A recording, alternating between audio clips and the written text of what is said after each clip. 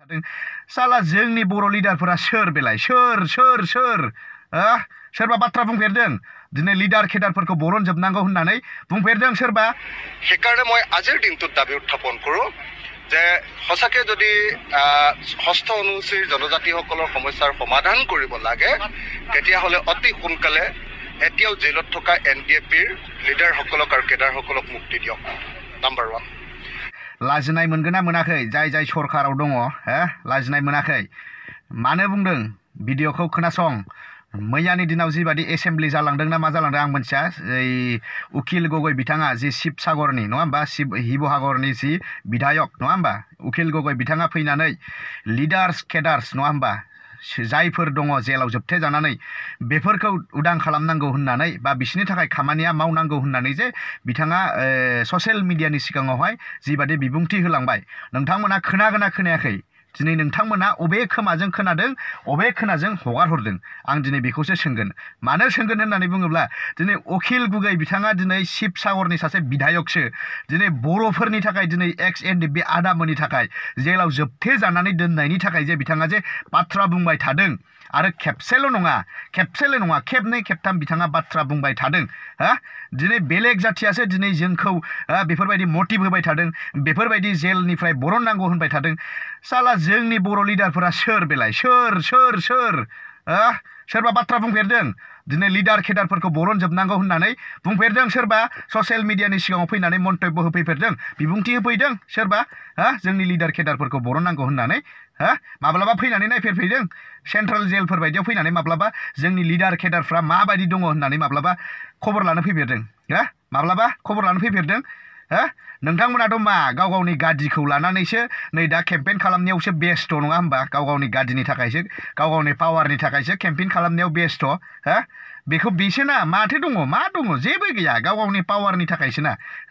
दिनै उकिल गगैखौ आं सेलुट मानिदों दिनै उकिल गगৈ बिथाङा खेबसे नङा खेबनै दिनै XNDBनि थाखाय नङा होमबा बेल' नङा दिनै जोंनि हारि जौगानायनि थाखाय बर' हारि जौगानायनि थाखाय जे किसुमान बिथाङा बाथ्रा आरो मन्तब्य होलांबाय बिबुंथि होलांबाय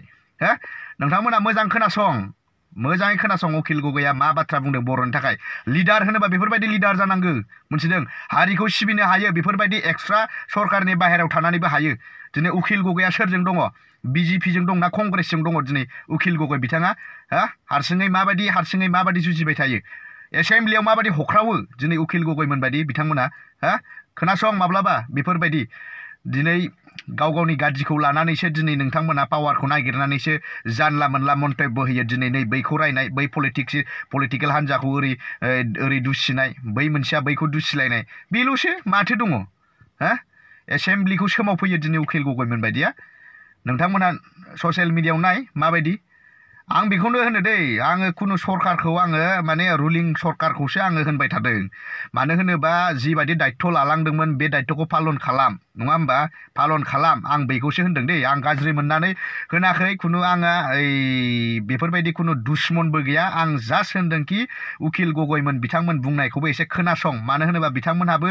गोरों गोरा मानसि एसेबां माने जाम्बा नेग्लेक्ट खालामनाङा बिथांमोन बुंनायखौबो आंनिया बेनो आरोना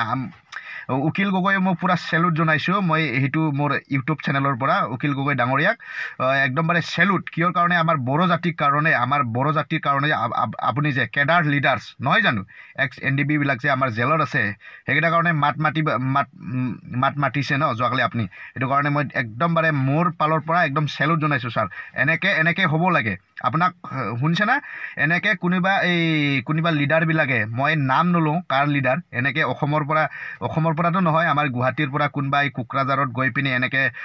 নিজৰ পাৱাৰ বিলাক দেখাই আহি একো লাভ নাই হলে উকিল গগৈ ডাঙৰীয়াৰ নিচিনা হ'ব লাগে কিয় শিৱসাগৰৰ পৰা গৈ পিনি কোকৰাঝাৰত গৈ পিনি আজি যোৱাকালি কি মন্তব্য দি আহিছা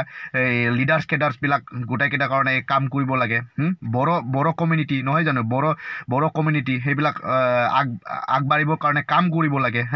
এইবিলাক মোটিভ দি আহিছে এনেকে হ'ব লাগে এই কিছুমান নিজৰ পাৱাৰটো দেখাই থৈ আহে কোকৰাঝাৰত গৈ পিনি সেই এনেকা হাজাৰ সিকিউৰিটি লৈ যায় নিজৰ পাৱাৰটো দেখাই থৈ আহে কামটোতো একো কৰিব নোৱাৰে এডালো কৰিব নোৱাৰে নিজৰ পাৱাৰটোহে দেখাই আহে কিনো কৰিছানো আজি যদি আমাৰ কেডাৰ হতৰ কাৰণে আমাৰ লিডাৰ হতৰ কাৰণে যদি কাম কৰিলেহেঁতেন আজি চেন্ট্ৰেল জেলক আমিতো চাব যাওঁ না মাজে মাজে চেন্ট্ৰেল জেলক আজিলৈকে বন্দী কিমান কষ্ট হয় কিমান হয় এহেঁতে গম পায় সেইটো কাৰণে মোৰ পালৰ পৰা একদম চেলুট জনাইছোঁ উকিল গগৈ ছাৰক একদম মোৰ পালৰ পৰা দেই ছাৰ একদম বাৰে